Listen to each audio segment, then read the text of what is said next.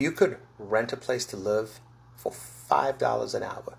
Would you think that was a great deal? Because I was told that today.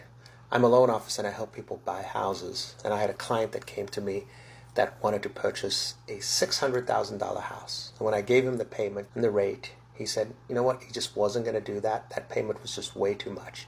And the payment was high. It was close to $5,000 with his down payment and everything. And he said that he was going to wait for rates to drop.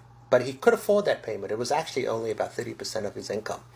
So in that conversation, I'm like, well, what are you actually going to do if you don't buy? What's your living situation? And he told me that he was spending $3,300 a month in rent. But what had happened was the landlord was raising it to just under $3,700. And that's what had started this. He was annoyed that the rent had been going up, but he thought he was going to do that $3,700 because the mortgage payment was, he just thought it was a waste of money with the current interest rates.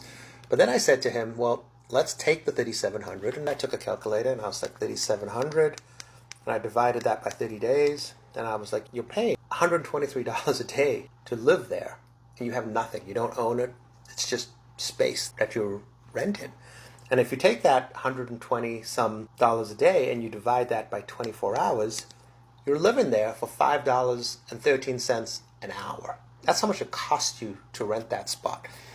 And the reality of that situation is, in a 24-hour period, you're probably only there and awake for 6 or 7 hours.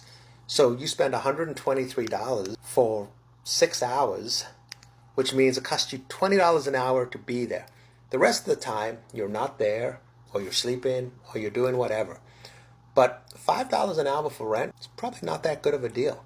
You're probably better off buying a house that, if you can afford it, at least you own something.